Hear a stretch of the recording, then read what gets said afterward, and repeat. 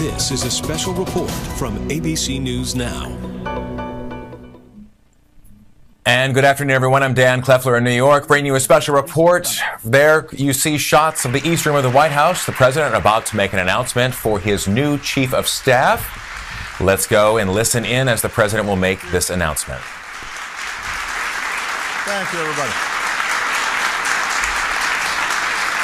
Please, everybody have a seat.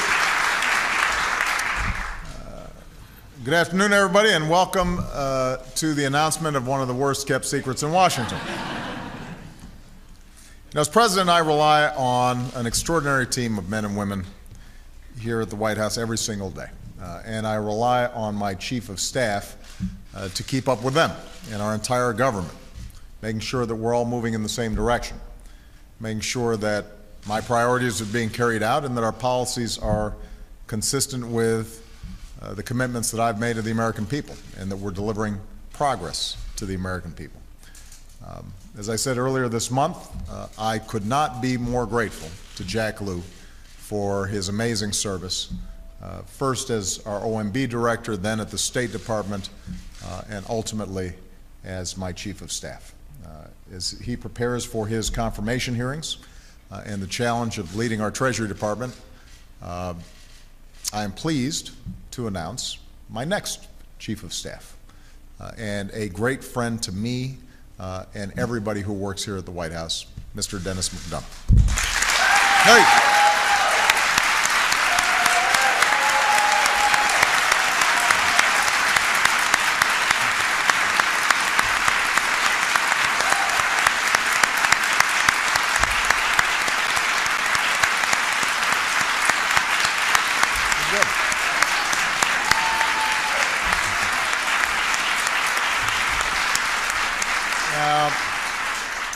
I have been counting on Denis for nearly a decade, since I first came to Washington, when he helped set up my Senate office, along with Pete Rouse.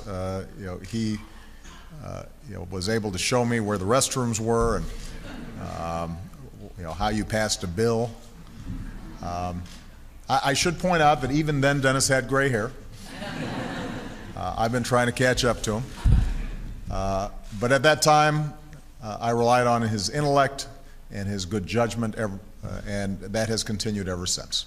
He's been one of my closest and most trusted advisors on my presidential campaign, on my transition team. He has been an indispensable member of my national security team as well.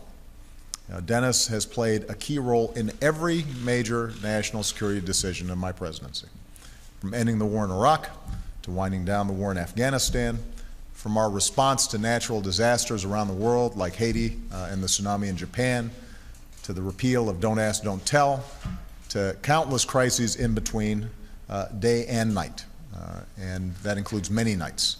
I've actually begun to think that Denis likes pulling all-nighters. The truth is, nobody outworks Denis McDonough.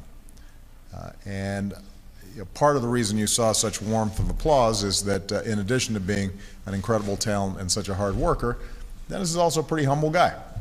To so many of his friends and admirers, he's still just the dude from Stillwater, Minnesota. And given his humility, I don't think people always appreciate the breadth of his experience and the range of his talents. And it's precisely because of that intellect, that experience, his dedication, his determination that I wanted Denis in this job. As a veteran of Capitol Hill, where he was mentored by the likes of Lee Hamilton and Tom Daschle, Denis understands the importance of reaching across the aisle to deliver results for the American people, whether it's on jobs and the economy, health care, or education, reducing the deficit, or addressing climate change. Denis is respected by leaders across our government. Add it all up, and I think he's spent most of the past 4 years leading interagency meetings, hearing people out, listening to them, forging consensus, and then making sure that our policies are implemented and that everybody's held accountable. And he always holds himself accountable first and foremost. And it's no easy task, but through it all, Denis does it with class and integrity and thoughtfulness for other people's point of views. He's the consummate public servant. He plays it straight, and that's the kind of teamwork that I want in the White House. Time and again, I've relied on Dennis to help in our outreach to the American people as well, including immigrant and minority communities and faith communities. Dennis is a man of deep faith, and he understands that in the end, our policies and our programs are measured in the concrete differences that they make in the lives of our fellow human beings and in the values that we advance as Americans. Dennis insists on knowing for himself the real-world impact of the decisions that we make, so away from the cameras, without a lot of fanfare, he's visited our troops in Iraq and Afghanistan repeatedly, hearing their concerns, finding out what they need, and then making sure to follow up. He travels to Walter Reed, again without fanfare, to spend time with our wounded warriors, getting to know them and what we as a nation can do to take care of them and their families. And then he comes back here to the White House and he gets it done. And that's the kind of focus, but also the kind of heart that I want in this White House. Now, don't get me wrong, Dennis can be tough. It probably comes from being one of 11 children. You've got to be tough. Two of his sisters are here today, by the way, Mary and Anna, and I know they couldn't, oh, they're just beaming. They could not be more proud of their brother. Maybe it comes from his college football days as defensive back under the legendary John Gallardi.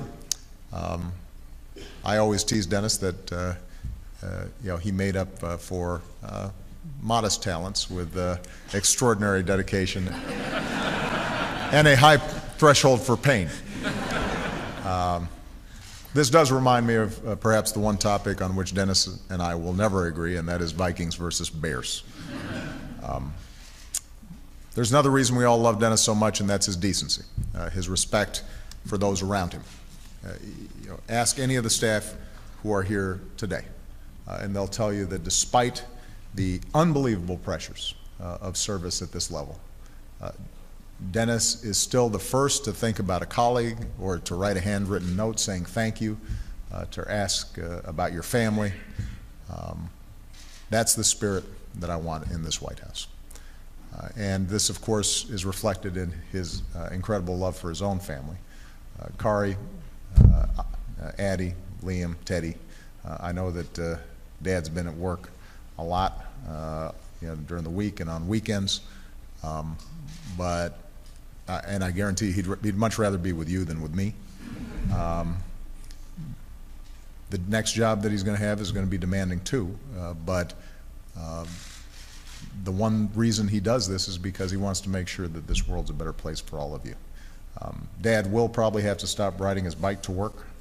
As Chief of Staff, I don't think that's allowed.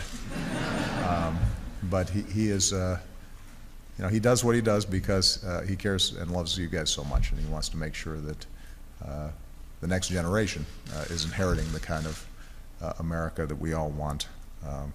So I'm grateful to the entire McDonough family for putting up with us.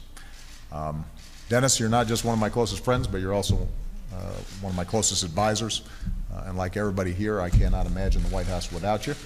Thank you for signing up for this very, very difficult job, as Jack Lew will testify. I know you'll always give it to me straight, as only a friend can, telling me not only what I want to hear, but more importantly, what I need to hear to make the best possible decisions on behalf of the American people. So for me, for Michelle, for all your friends and colleagues who are here today, thank you for taking this assignment. Congratulations. Thank you.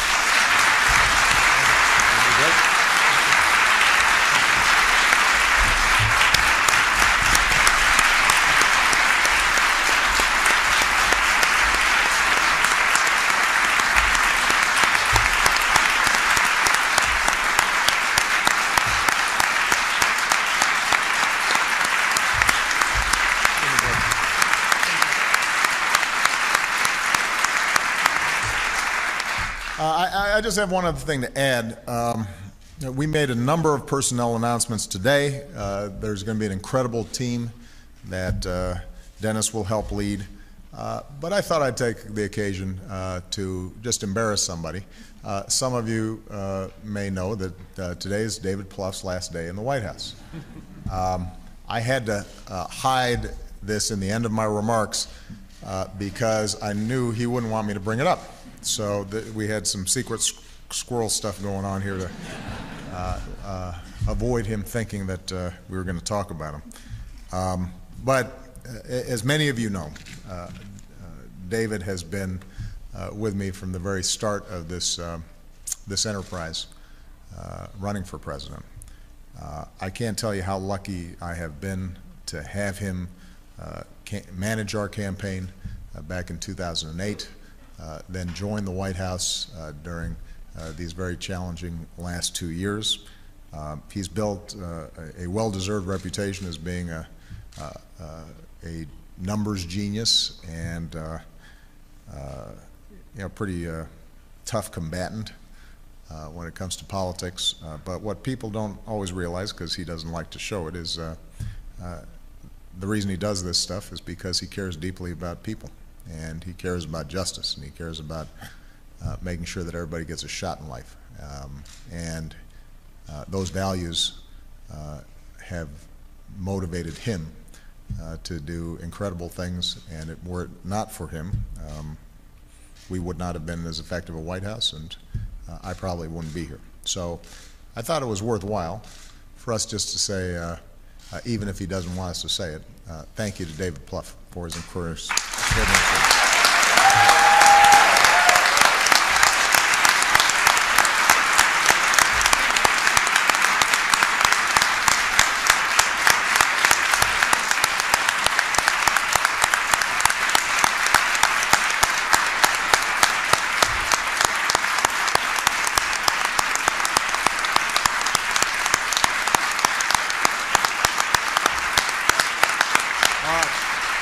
Thank you, everybody.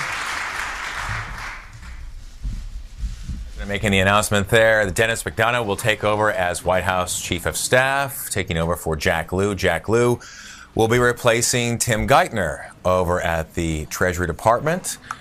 The President's longtime trusted advisor, being McDonough, also a national security expert. He's been popular inside the Obama inner circle essentially since his Senate days. And of course, as the president's second term gets underway, more of these announcements and appointments coming to light in the next couple of days. This has been an ABC News special report. A full report on abcnews.com.